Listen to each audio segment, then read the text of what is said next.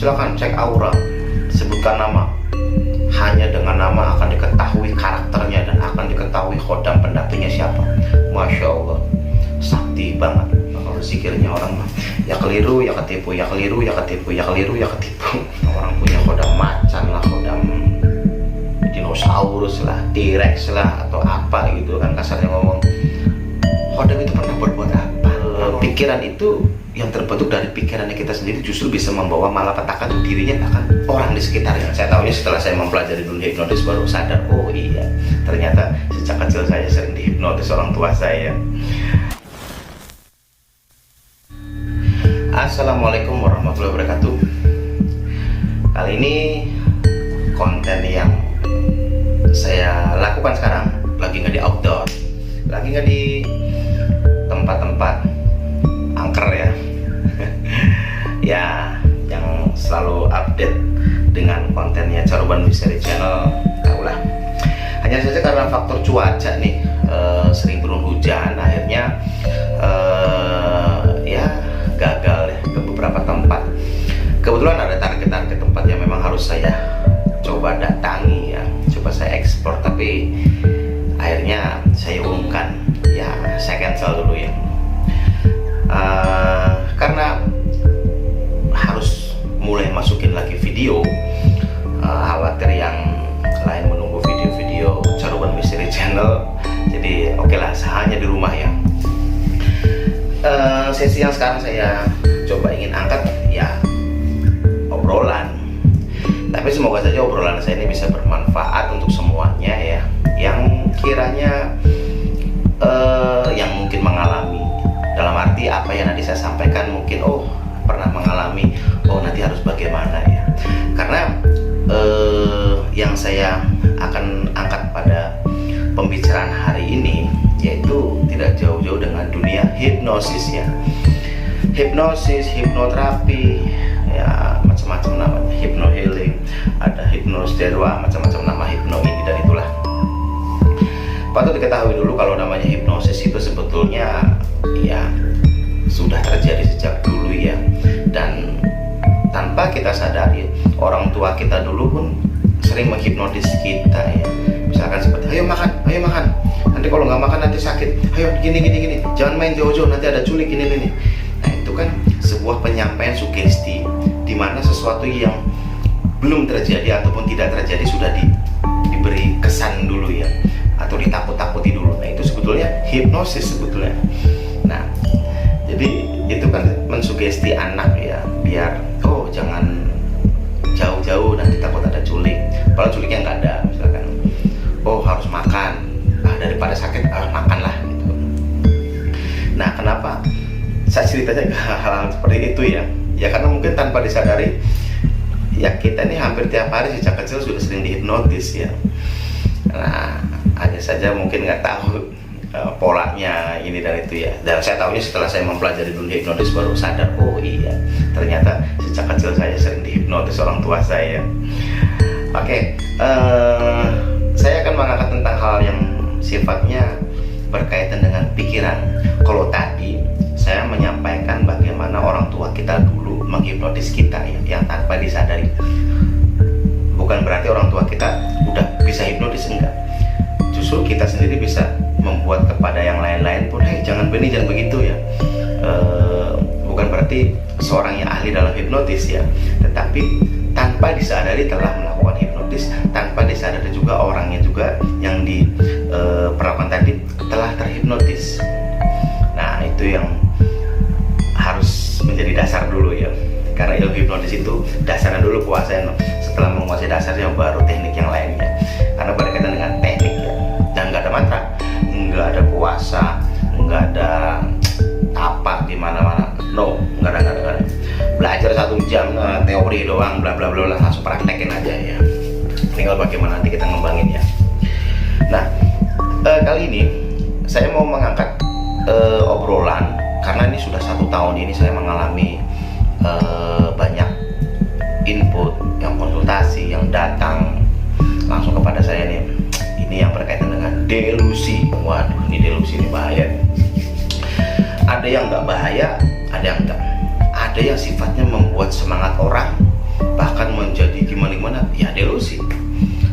Delusi itu sesuatu yang terbentuk dari pikiran kita sendiri. Yang terbentuk dari pikiran kita sendiri. Itu simpelnya. Kalau mau tahu penjabarannya apa delusi, boleh googling deh. Kan mungkin ada penjelasan A, B, C. Tapi nanti kepada hal yang satu ya, apa sih artinya delusi? Dan bukan halusinasi ya. Kalau halusinasi kita kan berhalusinasi, kita membayangkan sesuatu, menghayal ini dan itu ya. Nah kalau delusi itu nggak bisa dibedakan seperti tidak bisa disamakan seperti halusinasi, karena itu beda banget. Nah kenapa sih saya mau membahas tentang delusi ini? Karena apa? Dalam 1 tahun ini ada orang, bukan satu ya, bisa dikatakan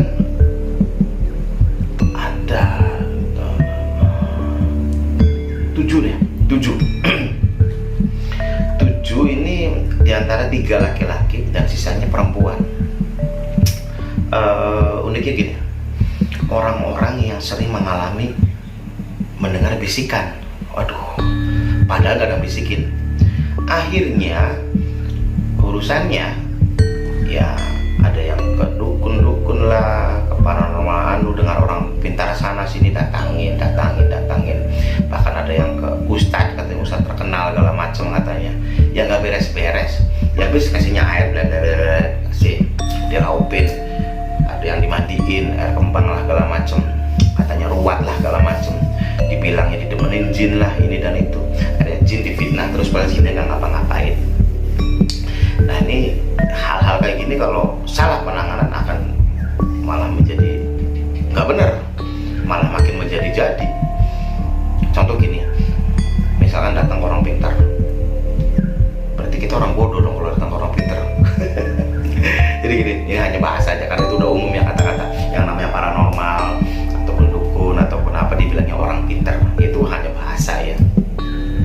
Nah jadi gini, apabila orang yang mengalami hal-hal kasus delusi ya, bisa gejalanya yang sering dialami ada yang sering bisikan-bisikan, ataupun sering mengalami depresi, ataupun sering mengalami kerasukan. Nah ini kalau datang ke dukun malah nggak beres. Nanti wah ini didemenin jin misalnya, harus ruwat gini. Jadi nanti otaknya akan tersugesti malah nggak bener.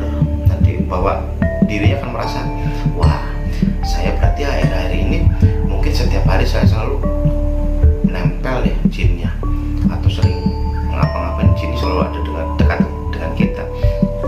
Nah ini bahaya, jelas bahaya banget.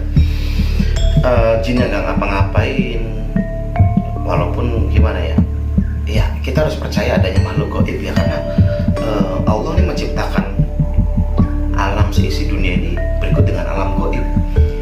Jin itu ada, hidup berdampingan dengan manusia, tetapi dimensinya berbeda, nggak sama gitu kan. Bisa saja dekat saya gitu kan, cuman hanya dimensi berbeda gitu kan. Nah dan nggak semudah itu jin itu mengganggu manusia, malah kayak sekarang jin sering mengganggu manusia deh ya, umumnya gitulah. Jin yang mengganggu manusia. Nah balik lagi kepada masalah tadi, yang orang yang mengalami delusi datang kepada yang katanya orang pintar ya, setelah dilakukan ruwatan lah, mandi kembang lah, ini dan itu, mungkin dengan ya biaya-biaya yang mungkin karena nggak masuk akal. Nah lalu orang tersebut mungkin di saat itu merasa oh beres, oh sudah selesai, oh sudah tenang ini dan itu, tapi biasanya lewat 24 jam perasaan itu ataupun delusi yang sebelumnya terjadi akan timbul kembali. Nah ini yang bahaya ya, akhirnya nggak beres-beres karena merasa ini nggak selesai, pindah ke orang pintar ini, pindah ke ini, oh ada dukun datangin, wah ini nih ada ustadz terkenal nih, ini datangin. Paling sering deh saya nemuin udah sampai ke ustadz yang terkenal segala macam, tapi nggak beres ya. Nggak perlu sebut nama ya, artinya gini, selalu dikaitkan dengan hal-hal yang mistik. Walaupun ada beberapa yang mengatakan gimana kata ustadznya gitu, oh hanya butuh tenang aja pikirannya, butuh ini ya, oke bagus ya, dan memang butuh tenang karena segala sesuatu halnya semuanya ada di pikiran. Cuman kadang-kadang yang patut disalahkan orangnya juga gitu. salah menanggapi gitu kan.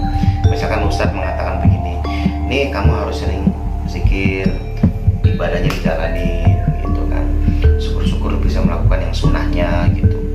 Cuman arahan itu nggak dilakukan, karena kebanyakannya orang-orang seperti ini tuh yang mengalami hal-hal delusi tadi tuh maunya tahu beres, apa-apa maunya serba beres, tidak asal datang dapat air langsung sembuh. Padahal kembali lagi kepada orangnya juga, nggak bisa begitu. Oke, kita mau datang kepada siapapun yang katanya orang pintar, kah ustadz, kah siapapun, kalau memberikan arahan positif, ya kenapa enggak gitu? Yang selagi itu memang nggak menyalahi aturan level wajar ya, artinya tidak nyimpang dari agama juga gitu, kenapa enggak?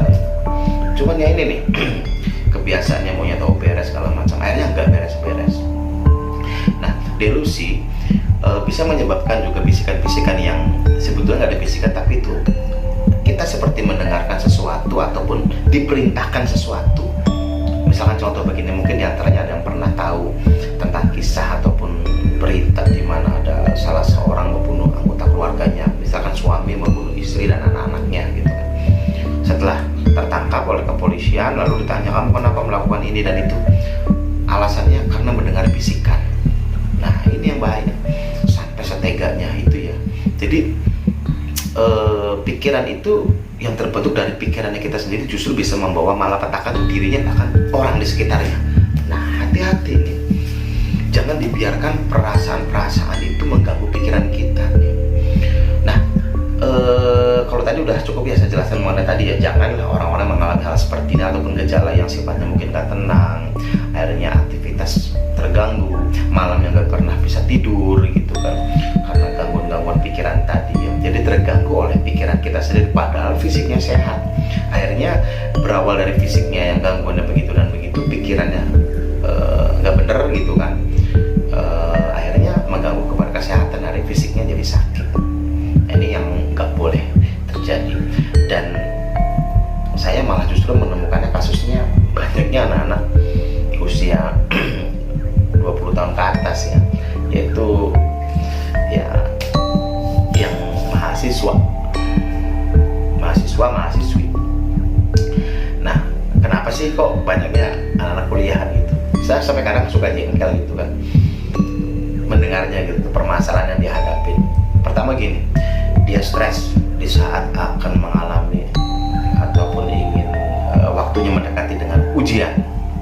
Dia stres dikala dia ada beban yang harus dikerjakan, itu skripsi, ya tugas orang kuliah. Cuman kadang-kadang saya berpikir, hei, bapak kamu itu kerja banding tulang siang malam gitu. Mungkin diantaranya ada yang bapaknya bekerjanya wira swasta ya, yang mungkin gak kenal waktu ya, siang malam dikerjakan ini dan demi mendapatkan uang yang nanti uangnya untuk membiayai anaknya kuliah.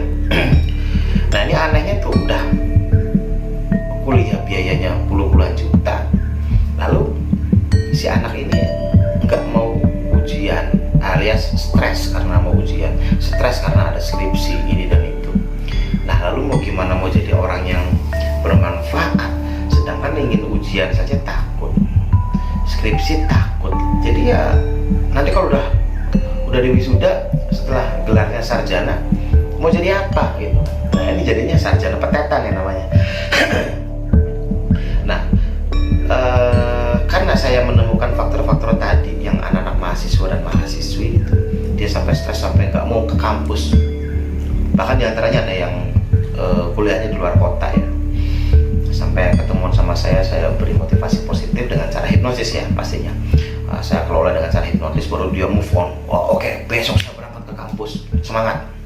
Nah, sayangnya kenapa harus dihipnotis? Tapi hipnotis diri sendiri aja dulu lah, kasarnya ngomong gini, oh iya, bapak saya ini mau menginginkan saya harus menjadi orang yang berguna, bila perlu buka lapangan pekerjaan, misalkan begitu. Ya semangat, jadikanlah motivasi, jadi semangat. Jadi nggak usah takut sama masalah nanti materi ujian, nggak usah takut nanti dengan masalah skripsinya harus gimana. Jalankan, jadikanlah tantangan. Oh, bikin skripsi begini, oh ujian tuh begini. Jadi nanti setelah lulus kuliah, mentalnya sudah siap. Artinya udah siap fight ya. Apa yang mau kita kerjakan, apa yang mau kita lakukan itu begini sudah siap. Nah nanti kalau yang tadi kasus-kasus yang saya temuin tadi, wah ini mental meledre ya. Meledre ini dalam arti mental yang down, lemah ya. Jadi nggak berani melakukan sesuatu, nggak berani action gitu. Jadi nanti efeknya krisis percaya diri. Jadi mau ngapa-ngapain nggak pede, ketemu orang nggak pede, mau melakukan sebuah hubungan komunikasi secara bisnis nggak pede, dia nggak jadi. Kalau orang udah mengalami itu udah repot semua, udah mati aja kasarnya ngomong. Habis percuma punya gelar sarjana, misalkan seperti itu. Saya nggak menyalahkan tentang orang-orang yang orang sarjana, cuman saya membicarakan di mana bisa dikatakan oknum sarjana. Jadi ya karena sarjana petetan ya, gelarnya nggak bener karena mentalnya. Nah karena mental seperti itu dan akhirnya mengalami faktor-faktor adanya konflik dalam pikiran dia sendiri, di mana dia nggak bisa mengendalikan pikirannya sendiri, ya akhirnya menjadi delusi. Dan faktor delusi itu yang terbentuk dari pikirannya dia sendiri, bukan gangguan dari makhluk gaib manapun. Ini bahaya dan ini bisa menyebabkan sampai fatalnya itu bunuh diri. Satu itu. Kedua, ada juga yang bisa saja melakukan hal-hal yang buruk, seperti tadi membunuh lah atau apalah gitu. Karena bisa saja ada orang-orang yang melakukan ritual keilmuan, dia lakon ilmu atau apa gitu kan, akhirnya melakukan hal yang aneh-aneh gitu kan, yang bisa dikatakan tidak masuk akal gitu, dan ujung-ujungnya pasti karena bisikan yang dianggapnya bisikan khodam. Wah ini dia. Nah itu hati-hati. Nah itu yang mahasiswa ya dan mahasiswi, akhirnya kasus-kasus seperti itu harus ditanggulangi dengan cara hipnosis. Akhirnya dia mau kuliah lagi, mau semangat lagi. Nah satu hal lagi mengenai orang-orang yang suka kadang-kadang, aduh masya Allah nih, saya paling gedek banget kalau udah orang ngomong mengenai cek aura gitu. Aura saya gimana gitu, cek khodam saya gitu. Khodam ini padahal Indonesia udah punya khodam, gak ada apa-apa, udah siap perang ya, tentara gitu kan. Ini aneh yang katanya khodam macan dah, khodam putri lah, khodam raja lah ini. Jadi saya tuh mikir, ini Indonesia kapan sembuhnya nih kalau kayak begini terus, terutama ini yang di usia-usia muda nih. Mungkin di medsos-medsos lain, di TikTok, di mana-mana gitu kan, sampai ada live streaming gitu kan, cek aura, cek khodam gitu kan. Ini yang patut diketahui yang namanya aura ini, yang mungkin kalau secara komputerisasi ya, ataupun alat ya, foto aura gitu, kenapa sih ada warna merah, ada biru, ada hitam, ada putih gitu kan. Sebetulnya itu warna mesin, bisa dikatakan seperti itu, alat ya. Nanti kalau warnanya, oh kamu auranya banyaknya hijau, nanti kamu nih, oh berarti kamu nih begini, nanti kamu nih begini begitu, oh kamu auranya biru, kamu nih begini. Jadi seolah-olah dikaitkan dengan kamu sering sedih, kamu nih orang yang penuh semangat, kamu nih orang pekerja keras, kamu nih gini. Akhirnya ke apa ya, seperti konsepnya kartu tarot gitu kan, seperti itu. Tapi kalau aura yang sebetulnya itu kan sebetulnya energi ya, yang tidak ada warna, dan bisa dikatakan hanya satu warna lah, atau katakanlah putih gitu. Hanya saja yang membedakan tebal dan tipis. Kalau aura manusia itu yang tebal berarti mentalnya, pikirannya lagi sehat, badan juga sehat. Tapi kalau yang lagi sakit fisiknya, sakit pikirannya, yaitu auranya jadi tipis. Nah kalau aura tipis ibarat kata antibody lah, atau benteng tubuhnya melemah gitu, akhirnya kena angin dikit masuk angin, seolah-olah seperti itulah. Pikirannya, aura di pikirannya tipis segala macam, akhirnya ya pikirannya ngawur, dikit-dikit nggak bisa move on. Nah ini yang harus dipahami dulu ya. Dan kembali lagi tadi ke masalah khodam ini, yang hati-hati juga nih. Kalau orang-orang yang sudah bicara apa-apa dikit-dikit khodam, saya nggak setuju banget dengan orang-orang yang melakukan live streaming dengan bergaya-gaya paranormal ya. Kalau saya pakai topik ini aja deh, ada orang pakainya belangkon atau pengkopias seperti itu biar kesannya sakti bener gitu kan. Nah ini nih, silakan cek aura, sebutkan nama, hanya dengan nama akan diketahui karakternya dan akan diketahui khodam pendampingnya siapa. Masya Allah, sakti banget. Itu ilmunya seolah-olah mendekati ilmu Maha Pencipta, Masya Allah. Cuman anehnya masih banyak orang-orang yang malah percaya, dan jumlahnya tuh banyak banget. Nah, kenapa saya menyindir kepada hal itu gitu? Nah, orang-orang yang percaya kepada itu, justru itu saya yakini itu orang-orang yang mudah terkena delusi. Banget lah pokoknya. Ya jelas lah. Misalkan nanya kepada seorang paranormal yang lagi live streaming, Mbak tolong cek aura saya, Mbak tolong cek kodam saya seperti apa dan ini dan itu. Misalnya, wah aura kamu nih bagus, aura kamu nih kebiru-biruan, misalkan gitu ya. Kodamnya kamu nih tinggi besar, dia bermahkota, misalkan itu, badannya gini. Nah, akhirnya secara nggak langsung orang itu akan tersugesti bahwa oh di belakang saya ada kodam tinggi besar yang menjaga dia, misalkan gitu. Kodam kamu nih macan putih besar sekali. Waduh, lebih sakti daripada Joko Kendil, seolah-olah seperti itu ya. Nah, ini akhirnya timbullah delusi. Nah, delusi itu yang tadi, wah saya di belakang saya ada macan kodamnya, ada kodam pangeran, ada kodam ini dan itu. Itulah delusi. Karena sudah tersugesti, timbullah delusi. Ini kalau mau dipahami, yang katanya orang punya kodam macan lah, kodam dinosaurus lah, T-Rex lah, atau apa gitu kan kasarnya ngomong. Kodam itu pernah berbuat apa? Pernah nolong apa gitu kan? Pernah nggak berbuat sesuatu yang di saat kita sedang mengalami kesulitan? Misalkan lagi nggak punya duit dan beli rokok misalkan. Terus apakah kodamnya terus nyariin duit? Tiba-tiba di kantong kita ada duit, terus tiba-tiba ada rokok? Nggak mungkin, nggak bisa begitu. Makanya simpelnya di situ. Nah, terus orang-orang yang mohon maaf kata, yang suka live streaming gitu kan, yang bisa cek aura, bisa cek kodam, bisa berkomunikasi dengan jin, tes dulu nanti kalau ada orang kerasukan, bisa nggak nyembuhin orang kerasukan? Karena apa? Titiknya orang yang katanya paranormal itu kalau udah bisa nyembuhin orang yang kerasukan. Jadi kalau ada yang ngaku-ngaku paranormal bisa, lalu ada yang kerasukan, tetapi nggak bisa ngobatin orang kerasukan, berarti bukan orang yang sakti, orang pintar, orang dukun lah atau apa. Jangan percaya. Dan satu hal lagi, nggak usah percaya dulu deh yang masalah cek kodam, cek aura itu tuh. Cek masih mending cek yang isinya duit. Itu yang paling penting ya. Biar nggak Indonesia nih nggak sakit terus ya, sakit dalam arti pola pemikiran. Masa muda ini dirusak dengan hal-hal seperti itu. Kalau dalam dunia tontonan ya TikTok lah, di mana-mana oke, nggak ada masalah. Ambillah tontonan yang sifatnya manfaat ataupun mengikuti live streaming yang sifatnya positif, yang membangun gitu. Tapi kalau mengikuti tontonan live streaming yang nggak membangun, malah bikin makin jatuh, ya buat apa gitu. Ingat ya, itu saya hanya mengingatkan aja yang masalah-masalah tadi delusi ya. Saya benar-benar jadi nyindir ke arah dukun abal-abal gitu ya. Ya karena memang nyatanya begitu ya. Karena faktor delusi itu akan makin dikuatkan lagi dan semakin diperparah dengan hal-hal seperti tadi gitu ya, terutama untuk generasi muda ya.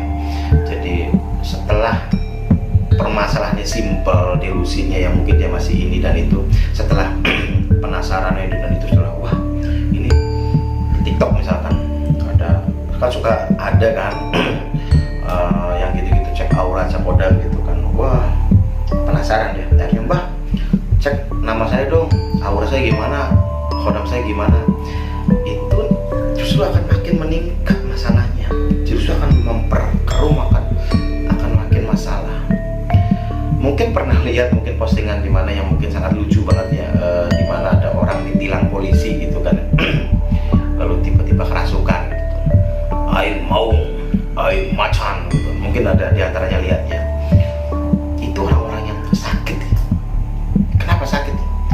Ya itu orang-orang yang bisa saja yang sudah pernah berhubungan dengan paranormal, aduh guru apalah gitu kan, bahwa kamu nih kodamnya macan gitu. Akhirnya bisa saja ada orang yang menghindari biar polisinya berbaik hati, pura-pura kerasukan misalkan ada. Tapi ada juga yang memang malah bersikap seperti kerasukan, padahal nggak kerasukan. Jadi dia bertingkah seperti macan lah, ini dan itu. Nah jadi faktor-faktor itu yang akhirnya mengganggu pikiran manusia yang sangat-sangat merusak banget, akhirnya mengganggu kepada aktivitas positif lainnya, terutama ibadah. Karena egonya dia punya kodam, egonya punya segala-gala pendamping, kasarnya ngomong, jadi seolah-olah nggak butuh Tuhan gitu kan. Nah akhirnya ego, jadi kok dengan siapapun berani aja gitu, terus dikit-dikit suka nyumpahin dengan dia berpikir nanti kodam yang di belakang itu akan ngantem orangnya misalkan gitu.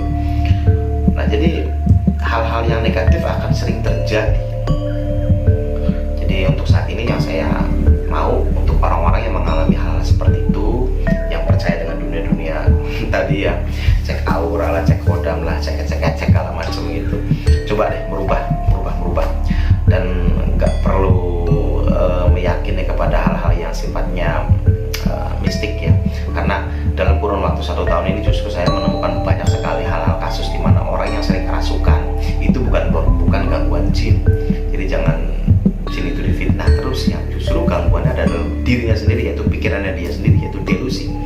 Dikala dia emosi, pikirannya nggak terkontrol, emosinya lagi labil, atau dia ingin bersikap seperti apalah, atau mencari perhatian atau apa, dia justru bersikap tanpa dia sadari, tanpa menyadari, bahkan dimanapun tempat dia bisa bersikap nggak sadar ya, tadi untuk macan lah, bahkan ada cekikikan lah, sampai dikiranya oh yang masuknya kuntilanak lah segala macem gitu, padahal dari pikiran dia sendiri. Kenapa dia meraung-raung, geram seperti macan? Karena umumnya orang kerasukan seperti itu, atau di acara tontonan mediumisasi ataupun gimana kan kadang suka lihat ya kan, tiba-tiba orang bergerak seperti macan, tertanam lah di pikiran itu, yang di memorinya tadi dia bersikap seperti itu. Ada juga yang cekikikan karena banyak tontonan tentang kuntilanak, akhirnya cekikikan kayak kuntilanak tanpa disadari, padahal 20% orang tersebut sadar, 20%-nya sadar. Ada teknik-teknik yang bisa dikelola untuk membantu menyembuhkan ataupun mengembalikan kondisi, merubah situasi ya yang tadinya normal seperti apa gitu. Ada caranya, tekniknya. Cuman nanti saya akan jelaskan bagaimana caranya. Cuman hal-hal itu memang harus agak panjang dikit sih, walaupun simple sebetulnya cara-caranya, tapi utamanya kita harus cepat memahami karakter orangnya dulu. Syukur-syukur kenal akan lebih cepat, dan kalau nggak kenal bagaimana, ada tekniknya. Nah, bagi orang-orang seperti saya yang membidangi dalam dunia hipnosis ya, banyak master hipnosis, banyak orang-orang yang mempelajari hipnosis, tapi banyak juga yang mungkin kurang jam terbang ya, kurang dengan pengalaman yang dia temui. Kalau saya banyak menemukan masalah di mana hal yang katanya faktor goibiyah katanya, alias mistik lah, ataupun metafisika, ataupun supernatural gitu, lalu di lingkungan anak-anak muda, yang tua muda segala macam, sampai pecandu tuh narkotika, sampai pecandu minuman teh botol, ada lagi pecandu sama apa ya, oke lah, banyak lah itu. Kalau teh botol ini kan itu kan minuman yang umum ya, karena itu iklannya hebat banget, akhirnya orang tersugesti apapun makanannya, minumnya. Nah itu kan iklannya tuh mengandung hipnotis. Jadi kalau dimanapun tempat udah kita terhipnotis, makan bakso di mana itu pasti pelayannya minumnya apa, udah langsung otak terkunci itu, minumnya itu, nyebutnya itu. Ya nggak usah nyebut, jangan nanti endorse masalahnya. Nah, jadi itu pola-pola yang seperti contohnya tadi, yang orang kecanduan minuman tadi, teh botol tadi ya, itu sudah kemakan hipnotis itu. Mungkin waktu kecilnya itu kan iklan-iklan dulu kan, zaman dulu itu ya, sekitar tahun 90-an itu, apapun makanannya, minumnya, tanpa disadari itu tertanam sampai dewasa. Karena mungkin dia saat kecil diajak orang tuanya makan apa, setelah menjelang dewasa makan di mana, minumnya apa, kata pelayannya, minumnya apa. Kalau yang sih yang minumnya teh hangat, kalau di warteg ya, kalau di warteg es teh dingin atau es teh manis itu di warteg. Tapi kalau di kedai-kedai bakso ataupun lain-lain pasti gitu, minumnya apa pasti ngomong gitu. Apalagi di mejanya umumnya, di taplaknya itu kan logonya, tulisannya ya mengarah kepada minuman itu. Ya udah terkunci otak kita sudah terhipnotis. rematis, termasuk saya. Akhirnya sempat ke bawah kan, kalau dimakan bakso pedes, pokoknya yang dingin, yang minuman yang di botol itu yang dingin itu ya memang enak gitu kan, ya kalau kata saya gitu kan. Nah akhirnya ada orang yang sampai kecanduan tuh gini, wanita usia sekitar 40 tahun, dia pegawai bank, dia nggak bisa semangat dan dia nggak bisa melakukan kerja dengan semangat kalau belum minum minuman yang di botol itu. Hingga akhirnya suaminya di rumahnya itu harus sedia, kalau habis sedia lagi. Jadi di kulkasnya kebanyakan minuman yang dalam botol tadi ya, teh yang manis itu ya. Jadi katanya kalau dia satu hari nggak minum 1 ataupun 2 botol udah hilang semangat lah, nggak bergairah lah, banyak bete gitu. Tapi kalau udah minum itu semangat lagi. Hanya saja dikhawatirkan kalau over akhirnya ini diabetes lah, ya akhirnya mempengaruhi kesehatannya, fisiknya jadi bermasalah karena asupan gula yang berlebihan. Karena pada suatu waktu dia akan minum lebih dari batas wajar. Di saat dia banyak pekerjaan, minum lagi minuman yang di botol tadi, minum lagi begitu, menumpuklah gula ya. Nah akhirnya dihipnotis, tapi bukan berarti di stop ya, tapi dikontrol pikirannya untuk menganggap minuman itu bukan sesuatu yang menjadi kebutuhan pokoknya dia. Jadi hanya sewaktu-waktu mungkin dia sedang di mana, sesekali oke lah gitu, bukan di stop ya, bukan dibuat benci ya, normal seperti orang-orang lainnya, bukan menjadi sebuah kebutuhan yang pokok. Nah itu yang akhirnya mengarah kepada delusi. Aduh saya belum minuman itu nih, takutnya saya gimana, aduh takutnya nggak pikiran otaknya nggak encer lah atau apa dalam bidang pekerjaan ataupun di sekolah ataupun di kampus. Akhirnya kalau udah minum minuman teh yang dalam botol tadi akhirnya semangat. Akhirnya delusi kan terbentuk dari pikiran kita sendiri, padahal nggak minum itu pun nggak masalah dan nggak akan ada apa-apa gitu. Jadi bentuklah pikiran kita, move on-nya misalkan dengan minum air putih dingin misalkan, wah dengan minum air putih dingin udah oke lah.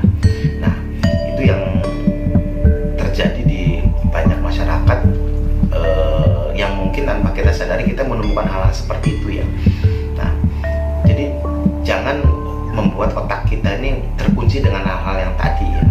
Misalkan ini yang belum lama ini saya menemukan ada orang yang dia mengalami suatu kecemasan yang berlebihan ya. Dia ini ada ketergantungan dengan obat yang diresepkan oleh dokternya. Ada 3 jenis obat dan obat itu harus selalu ada dalam tasnya dia.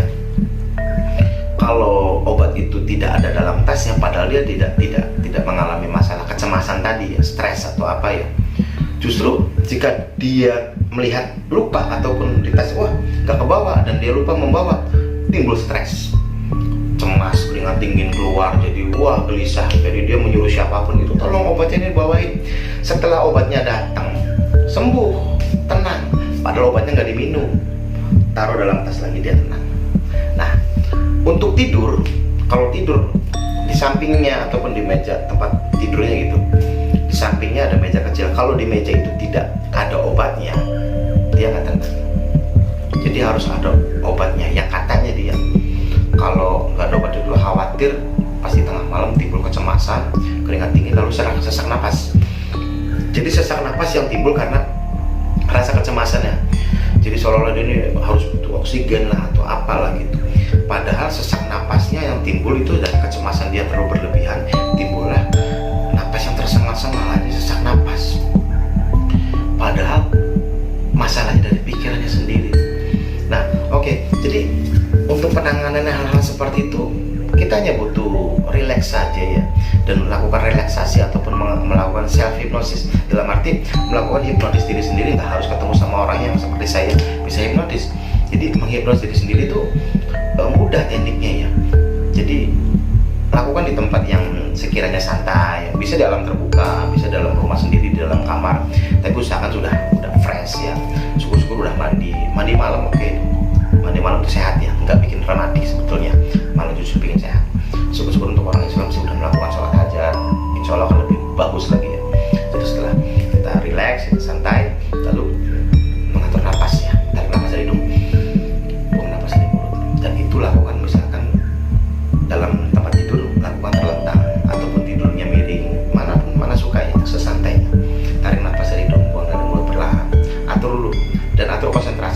lakukan 1 menit atau 3 menit bila perlu, 5 menit bila perlu. Pikirin dulu apa yang harus kita pikirin, misalkan gitu ya, apa-apa seolah gitu mikirin, jangan sampai pikiran itu mengganggu di saat kita butuh konsentrasi tadi ya. Setelah kita bisa konsentrasi, tenang, tarik nafas dari mulut, buang dari tarik nafas dari hidung, buang nafas dari mulut, perlahan-lahan aja. Lalu perintahkan dalam pikiran kita sendiri. Karena apa? Pikirannya kita yang udah ngeganggu di pikiran kita sendiri. Jadi sembuhkanlah pikiran kita dengan pikiran kita lagi. Jadi perintah pikiran kita. Bagaimana cara memerintahkan pikiran kita? Saya harus bisa, segala apapun saya bisa, dan saya nggak akan ketergantungan dengan obat-obatan. Nah, seperti tadi obat yang orang yang tadi ya, obat kecemasan lah. Kalau saya rasa mungkin dokternya memberikan obat anti depresi mungkin ya, karena orang tersebut mengalami kecemasan berlebihan apabila menemukan sesuatu hal yang gimana gitu, timbul cemas yang berlebihan yang efeknya membuat dirinya sesak napas. Nah, itu dikendalikan dengan pikiran kita, dan saya akan sehat, dan saya akan selalu sehat, dan tidak akan ketergantungan lagi dengan obat-obatan yang biasa dia bawa. Dan kalaupun nggak bawa juga nggak masalah, sehat karena dia udah sehat. Nah, dilatih sekali, 2 kali, 3 kali, insya Allah udah lepas dari ketergantungan itu. Dan masa sampai tua mau terus-terusan kayak gitu, mau pergi kemana-mana stres kalau nggak ada obat yang dari dokter misalkan gitu. Karena rata-rata kalau obat-obat anti depresi itu kan rata-rata mengandung resep dokter ya, nggak mudah dijual di apotek, di toko-toko obat manapun, umumnya nggak dijual bebas dan harganya pun mahal. Nah, jadi segala sesuatu yang mengganggu pikiran kita jangan menjadi pikiran kita sendiri menjadi melakukan sesuatu, yaitu delusi ya. Sesuatu yang terbentuk dari pikiran kita sendiri akhirnya melakukan segala hal yang aneh-aneh gitu kan, ketergantungan inilah itulah ya itulah. Nah, mungkin bisa dijabarkan lagi ya. Dan kalau yang udah berkaitan dengan bisikan-bisikan itu hati-hati ya, dan itu jangan langsung datang ke ya yang katanya orang pintar dukun segala macam. Coba deh lakukan dengan cara saya seperti tadi. Kalau orang muslim lakukan malam hari, mandi dulu, karena udah dengan mandi dan dingin ya, badan fresh, otak pun segar. Lalu lakukan meditasi setelah melakukan sholat hajat. Dan satu lagi, walaupun kita nggak melakukan kesalahan, tapi kita punya kesalahan. Semua manusia punya kesalahan yang disengaja dan tidak disengaja. Lakukan sholat taubat nasuha. Insya Allah di situ setelah sholat hajat, lalu lakukan sholat taubat nasuha, kita berpasrah diri. Insya Allah otak nih, masya Allah, jadi otak nih jadi reset lah. Ibarat kata HP yang lagi ngehang segala macem, di reset kembali ke setelan pabrik ya. Nah, sama hal seperti otak manusia, jadi seolah-olah dibersihin deh dari segala macam pikiran-pikiran aneh ini dan itu segala macam. Jadi bisa membantu sekali dengan cara-cara seperti tadi. Kalau selain agama Islam ya punya cara tersendiri, silakan itu sih ya. Sayangnya karena saya muslim, saya mengarahkan dengan cara-cara yang muslim untuk orang yang beragama muslim. Nah, jadi kenapa sih melakukan katakanlah meditasi gitu? Karena meditasi itu banyak cara di Islam itu ya. Bisa meditasi dalam berzikir, itu meditasi. Tadi yang ya dengan kita melakukan hal-hal tadi, mandi, lalu sholat hajat, sholat nasuha, lalu yang nggak zikir bawa di tenangan tidur, mengatur napas, buang napas, itu meditasi pelan. Jadi bukan berarti meditasi itu harus diam, misalnya duduk bersila, nggak boleh gerak gitu. Itu namanya bikin kaku, bikin rematik ya, bikin sakit otot-otot dan saraf. Nggak harus gitu ya. Jadi lakukan serileks mungkin, sesantai. Kalau kakinya mau diselonjorin, mau sambil duduk di kursi santai, mau tiduran di kasur pun nggak masalah. Tapi hebatnya kalau dalam berzikir. Tapi kalau udah tahu enaknya zikir itu nikmat banget, apalagi dalam kondisi tidur.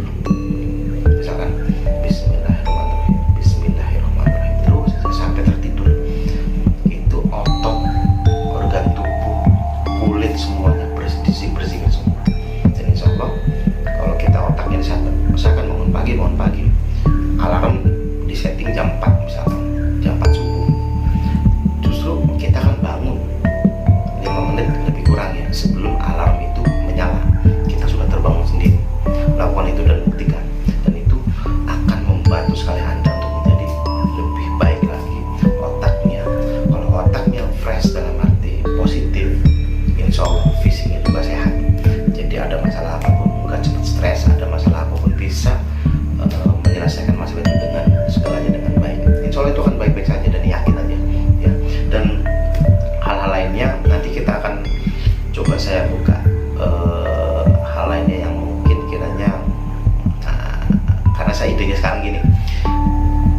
banyak menemukan hal tadi yang baru saya ungkap tadi, saya sindir mengenai tadi ya, yang masalah paranormal, cek aura, cek kodam, segala macamnya itu tuh nanti akan dikembangkan lagi. Ada lagi yang lain-lainnya yang karena itu sudah menyangkut keseharian manusia yang kita temui ya, sering banget gitu kan. Cuman banyak banget yang terpengaruh, yang percaya sama si Eyang Anu, Mbah Anu, Ustadz Anu, ya Anu ini ya itu. Jadi timbulnya apa kalau zikirnya orang mah ya keliru, ya ketipu, ya keliru, ya ketipu, ya keliru, ya ketipu. Paling itu. Oke, tunggu sesi video saya berikutnya. Oke ya. Assalamualaikum warahmatullahi wabarakatuh.